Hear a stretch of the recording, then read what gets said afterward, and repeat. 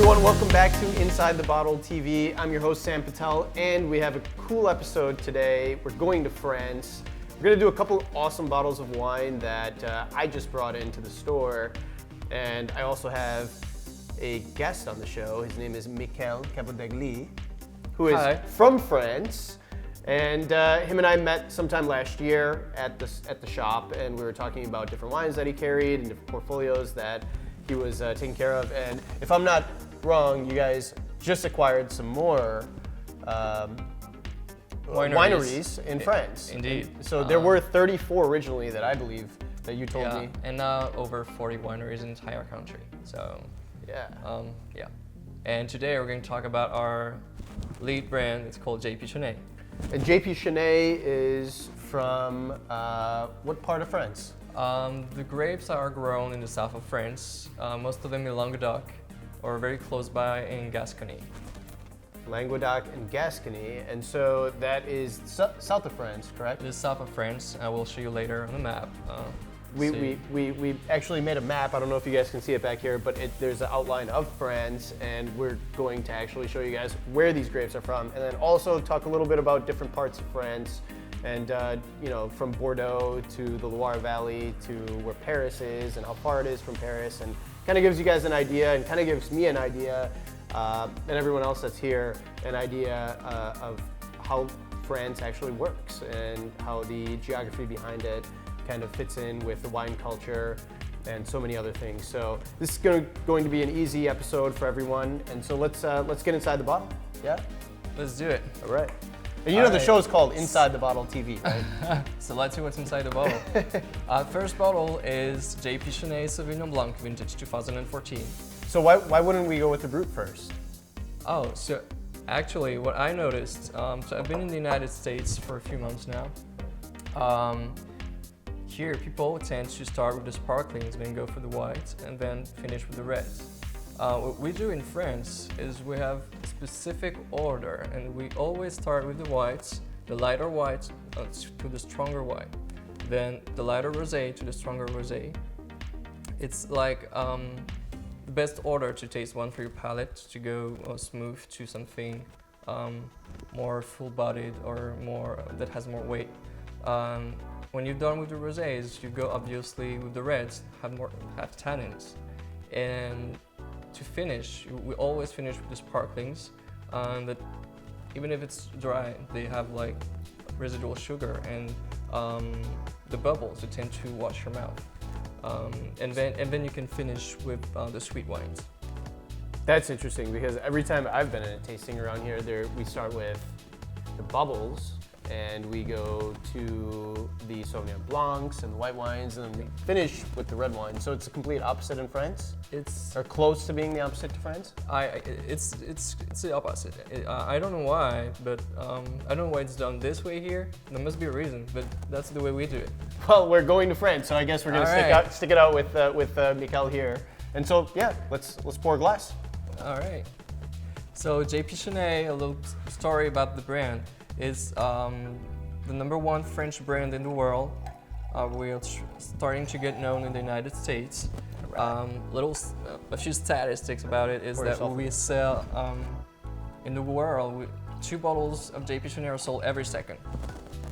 2 bottles every second? Are you kidding me? Yeah, really? that's statistics. Wow, and how long has JP Chenet? How long has this brand been alive?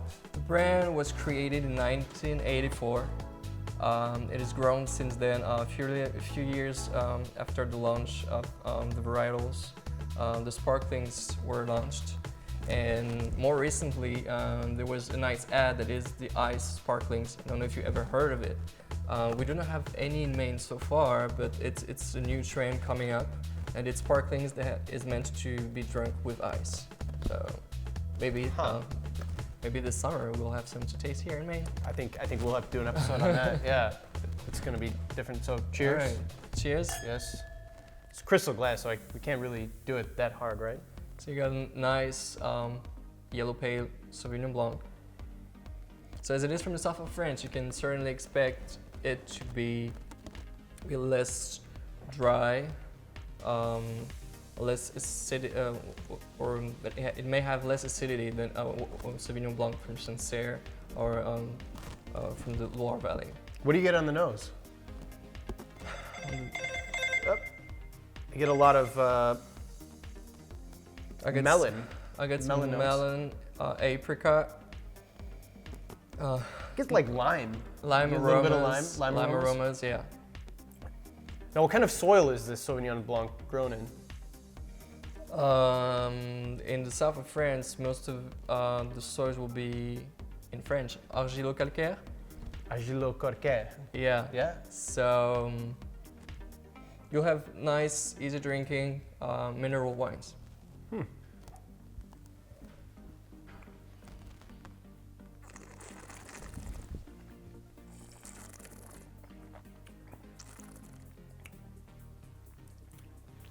Wow, you can feel it on the side of your tongues. Yeah. Like citrusy or tart Exactly. flavors of this wine. It's well balanced. Well, it's well balanced. You got a nice attack. Then you got all these citrus, lime aromas. Real nice, very mineral, very light, easy drinking. If you have no idea what a Sauvignon Blanc is like, you could start with this and then go to maybe more high-end Sauvignon Blancs. Like or you can go to like Sancerre. You can go to like Sancerre and you get something maybe different and but yeah, that's Now, when That's a they good when they start. actually portray the bottle and say that it's Sauvignon Blanc, is there Semillon in there? Because no, it's no. from France, or is that going to be like a whole different? This one is 100% Sauvignon Blanc. 100% Sauvignon Blanc. Okay. Yep. In French, we have special laws. If it states it is Sauvignon Blanc, it will be 100% Sauvignon Blanc. If it's a blend, it will probably not be written. Not be written. And what are the 3 different categories for France? All right. So in France, we have those you know most, I guess, are the AOCs or AOPs that stand for Appellation d'origine contrôlée or Appellation d'origine protégée. which is now AOP. They're It's trying to now transition AOP, but I think there's still some resistance. And yes, so that's all the Bordeaux's. When you drink a Sancerre, when you drink a Côte du Rhône, these are AOPs. AOP Côte du Rhône, it's Appellation Côte du Rhône protégée, for instance. So these are the most controlled. Let's say this is the most controlled level of the wines you can find in France. Then you got the what we call country wines, vin de pays in French. It's the second level. These are less controlled by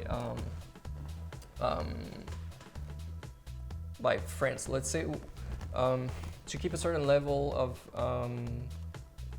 let's say perfection in French, French wines. There's an entity called INAO, l'Institut National des Appellations d'Origine, which oversees the whole. They oversee right? everything. Okay. Right.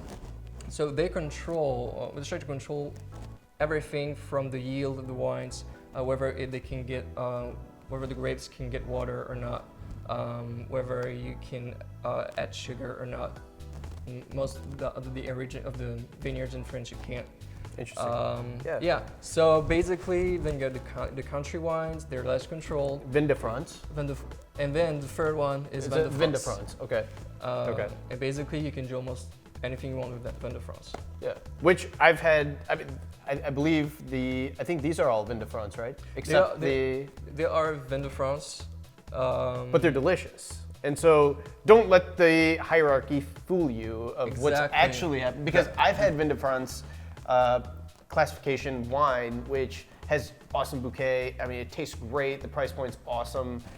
Don't let that fool you guys. You know, you can go out and buy a Bordeaux, which is AOP, and and also get a wine that's Vin de France, and the price points may vary by $20 or $30, but you're talking about a whole classification which it's inevitable because it's so subjective for everyone's palate. And this Sauvignon Blanc is Vin de France, I think, right? And you can, yeah, it is. It's fantastic Sauvignon Blanc. And you can get great surprises, and for the price the quality will just go with it. You can be very disappointed with, I don't know, a $15 Bordeaux. If you go for a $15 Vin de Pays or Vin de France, you will get something good, very good for sure. Something delicious. So should we go on to the next bottle? yes, we shall. Which I'm going to say is going to be Pinot Noir, right? Yes, we're going to do the Pinot Noir. The opposite. All right, so this Pinot Noir is also vintage 2014, slightly oaked. Thank you, sir. Move these off to the side here. I think I might need one. Yes. Thank you. I think, are we one short? Oh yeah. I will keep the same one. That's okay, yeah.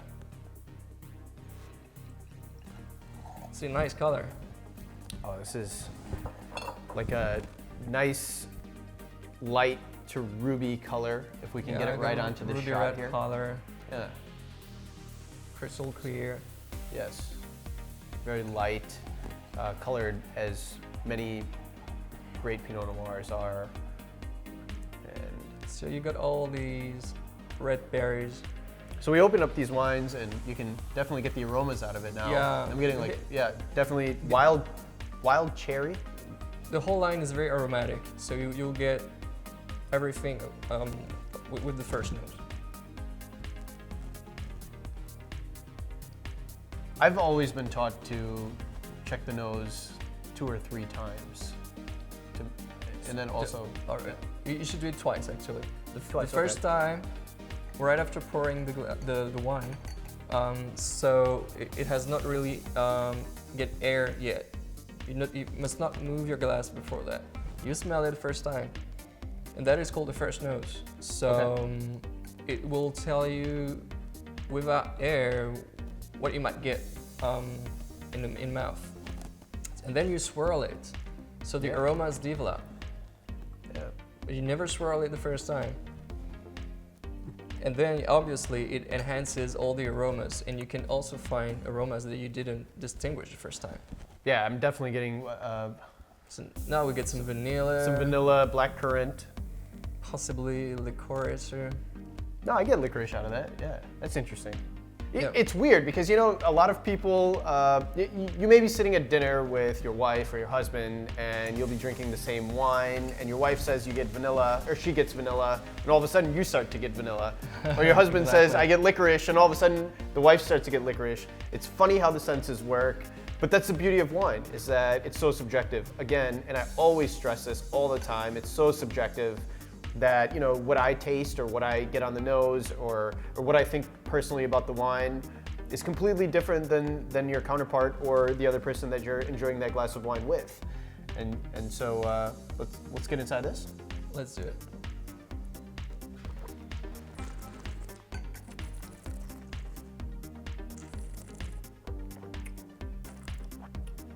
Yeah, Yeah, tannic. It just dries out the sides of your tongue. it's tannic, not too much.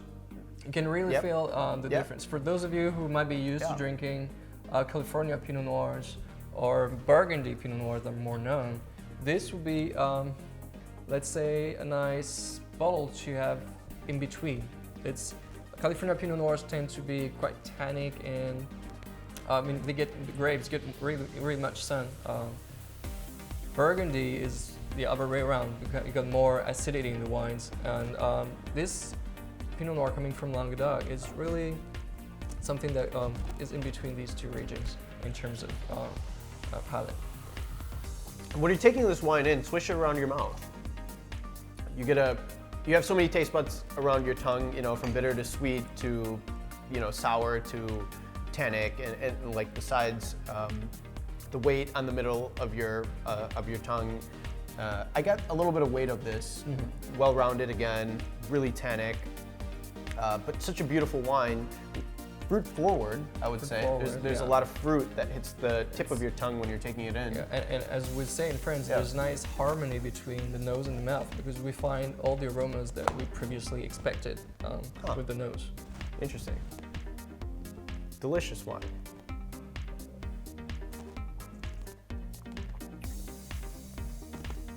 The acidity balance is nice. What would you pair this wine with?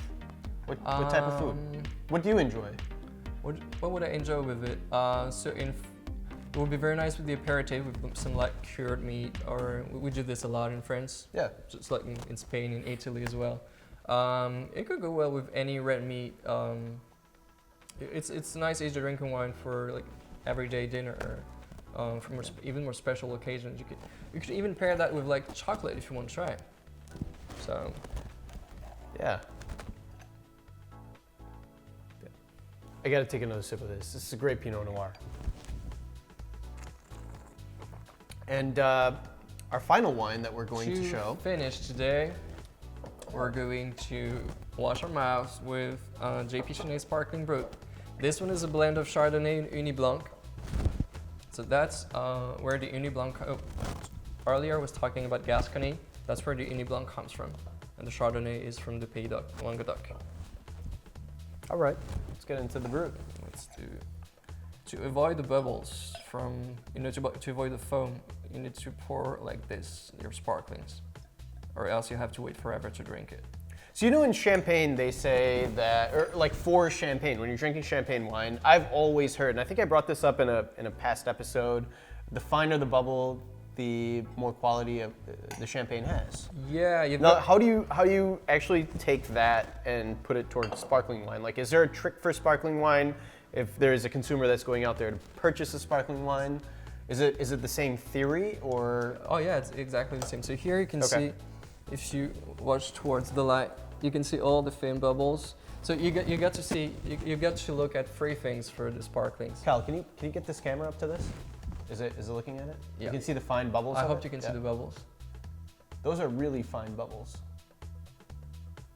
So to see the quality of a sparkling, Champagne or other sparklings from the entire world, you need to look at the size of the bubbles, the thinner the better.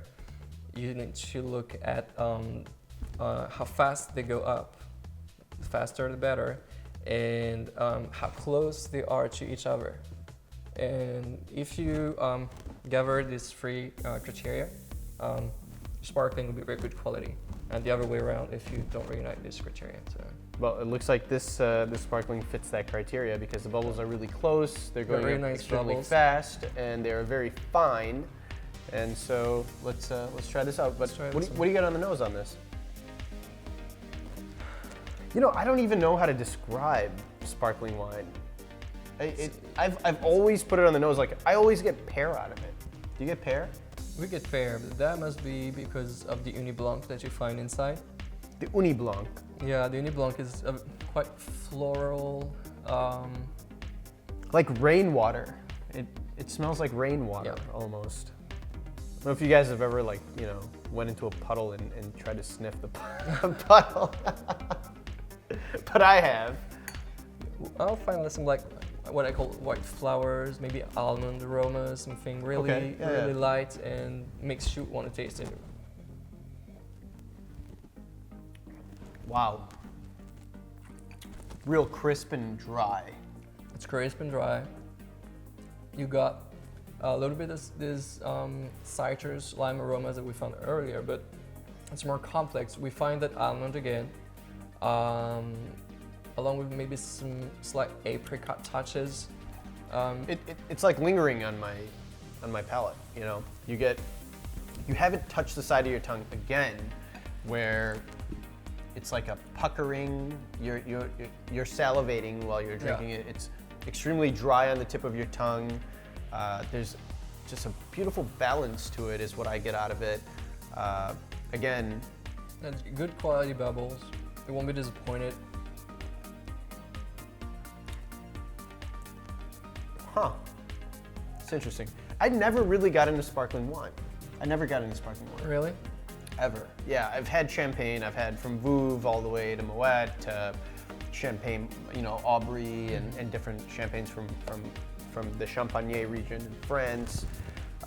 It's not my neck of the woods. It never has been. But maybe I just haven't been taught or understood why I haven't, really gotten into it. I try to stay away from saying I hate a wine or I love a wine because, again, it's so subjective. So, saying that I absolutely hate this or I absolutely love it, it's not my MO. I enjoyed this a lot. This is a great sparkling. I really like it. It's a really nice sparkling. It's like a palate cleanser almost. Like, you know, when you're finishing up a dinner or something, and you want to kind of like cleanse your palate, in lieu of eating some gum or something like that. Like, this is beautiful. Yeah. Special occasions would be great. If you don't want to spend $50 in a champagne bottle. I think we sell this for $9, $10. Yeah, it should be around $10 on the countrywide. You will find it like between $10 and $11 a bottle. How's the alcohol content on this? It would be 11 degrees. Yeah. Wow. So here's another cool fact that I learned. And so here I'm talking to somebody from France. So in the US, an extremely high alcohol wine is 15%. Yep. And you're talking, you know, that's hot, that's heat. And in France, it's around 12%. Actually, it will be, you won't find anything above 14. Anything above 14, right. So, but in the US, like, you'll find wines that are domestic wines that are like, you know, really heat heavy, a lot of alcohol, closer to 15%. Yeah, it's true, especially from California, so. Especially from California, right? Yeah. So anyways, we're going to do a cut and go into our whiteboard that we set up behind us. Yeah, I'll teach you a little bit more about France. Yeah, and so you guys can kind of, you know, maybe these wines aren't appealing to you, but if you fast forward to the whiteboard, you'll be able to see and even go back to and say, hey, well, I had this wine at this restaurant, and this is where it's from, or this is where it's from. It'll help you distinguish where you're purchasing wines from, and possibly the flavors. Helps me do the same thing. And so Mickael has been you know, really awesome about doing this for us. And so we wanted to put it on the episode and share that with you guys. And we're gonna cut to that. Mickael. Sam? So talk to me about where you're from in France, because I'd love to learn where you're from, because then I know where to travel to. All right. So to refer to the city I was born in terms of vineyards, I was born in the Loire Valley, in a city called Valence. It must be around. Valence. Yeah, Valence. Okay, and I'm gonna try to pronounce all these terms as correctly as possible, but like, make me pronounce them, because that's gonna be the best part of this show. All right. Valence. What? I'm sorry? Valence. Valence. Valence. Valence. Yeah. Valence. All right. So Valence is part of the Rhone Valley. So for those of you who like the Côte du Rhône, the Saint-Joseph, the Côte Rôtie, Condrieu for white, this is the Rhone Valley. Maybe not so high. Well, let's say it's more here. Yeah. Okay. This is Valence. This is the Rhone Valley. And you got some really nice wines all along. Callum, this is picking all this up, right? Like perfectly? All right, good. Yeah. So this is the Rhone. Rhone Valley. And that's where you grew up? That's where I grew up. So did you drink, when was your first drink of wine? And you could tell the camera, don't worry. It came really late. Until college, I didn't drink a glass of wine. I didn't really like that, but Bullshit. but I watched my grandpa drink wine all his life. Okay, good. He still does. So, yeah, that's where I'm from. Then I moved south in what I think is one of the most beautiful regions of France. It's Languedoc-Roussillon. It's the entire place, and that's where the grapes of the wines we just tasted come from, actually. The Languedoc. Yes. Languedoc region. It's the Languedoc region. Region of France. And that looks like the southernmost part of France. It is the southernmost part, yeah. It's actually divided into two sub-regions, because it's called actually Languedoc-Roussillon. So here is the Languedoc, and the more you get close to Spain is here, the more, well, you'll get Roussillon wines, basically, but they're all under the appellation Languedoc, and then you can find some sub-appellations. Yeah, good. So now that we've actually touched on where Mickael is from the Rhone Valley, to how far the Languedoc is, do you want to go through the rest of the map and actually talk about like different parts? Like, you know, everyone knows what Burgundy is. Everyone knows what Bordeaux is. Everyone knows, you know, where these different wines come from, or heard of these different wines that are out there when they go out shopping. And so, do you want to just touch quickly on where other parts of France and the regions are? Let's do this. I'm going to show you what area of France your wine comes from when you drink a Bordeaux or Burgundy or any other wine. Yeah. So, just to locate France in the world map, it's in Western Europe. So you got Spain, you got Italy. Here you got Switzerland. Here you got Germany. Here you got Belgium. I'm not going to ruin the picture. And I'm going to cut you off really quick, but really in really small letters. When I originally had Mickael draw out this map, he put the USA. And we're all the way over here. And the United States, all the way over the Atlantic Ocean. You got the ocean here. Yep. So take a boat or plane. So let's take pride in that right there.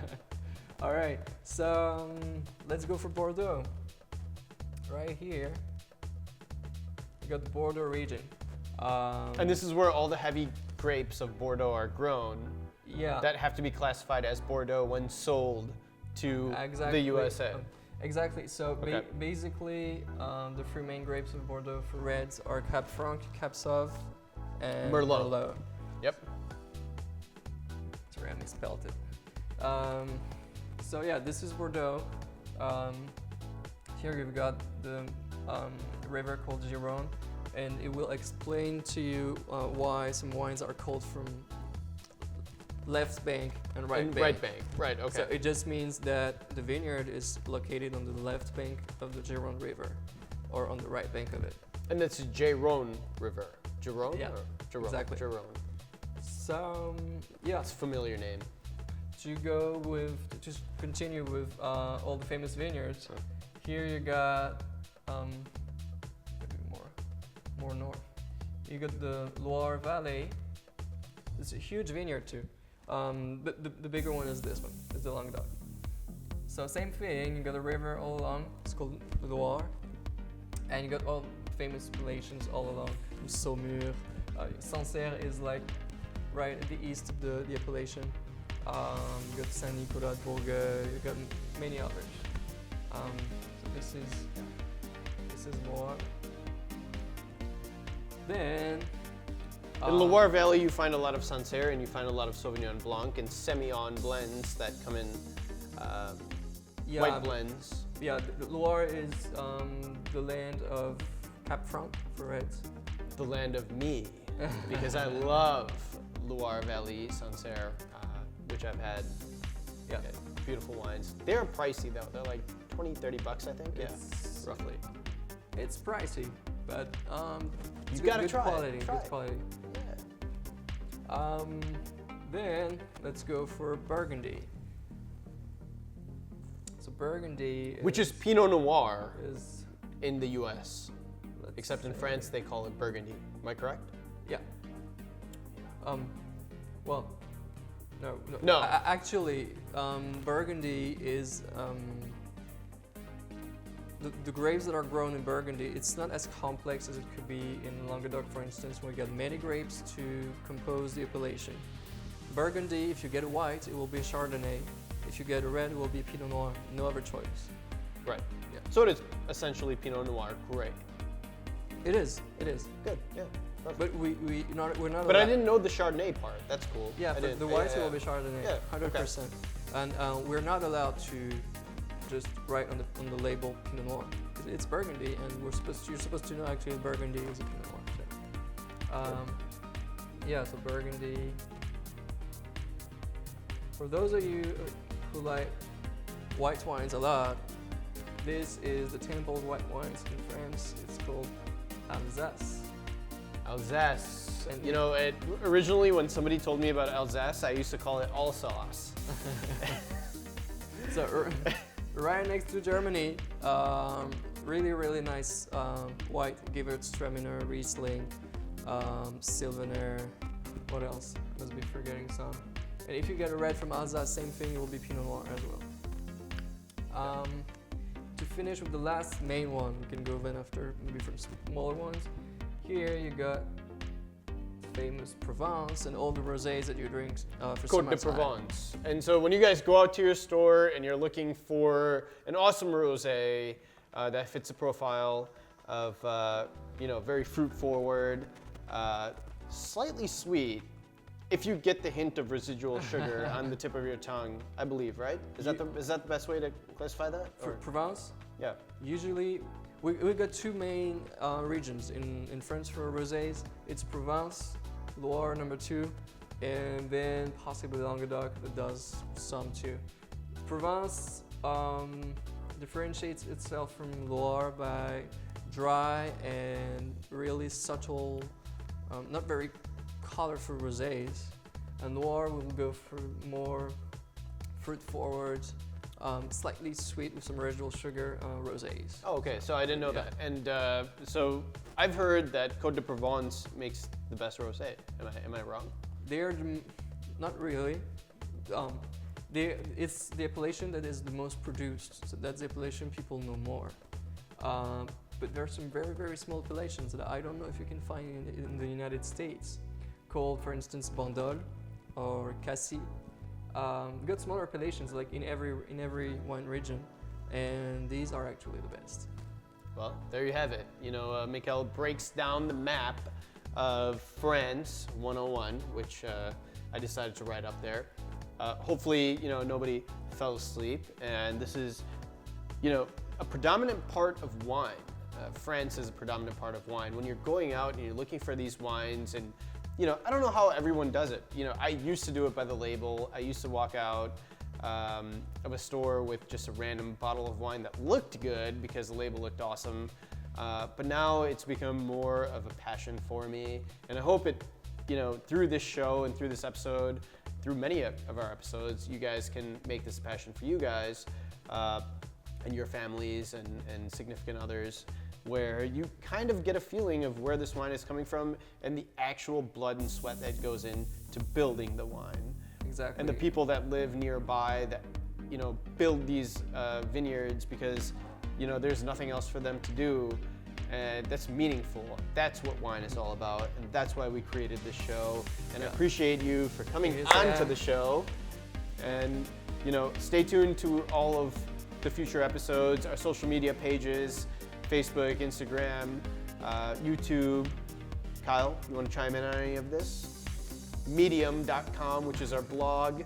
And stay tuned to JP Chenet. When you go out to your local store, go look for JP Chenet or ask the retailer for JP Chenet and try out their Pinot Noir, their Sauvignon Blanc, their Brut, which we tried. If you're a rosé lover, try out their rosé because they're all from France and they're all, driven by people that work really hard. And so that's what this show is all about. Thanks for tuning in to Inside the Bottle TV. We love you guys. Thank you. Mickael, thank you for coming on to the show. Thanks for having me here. Appreciate you. Goodbye. See ya.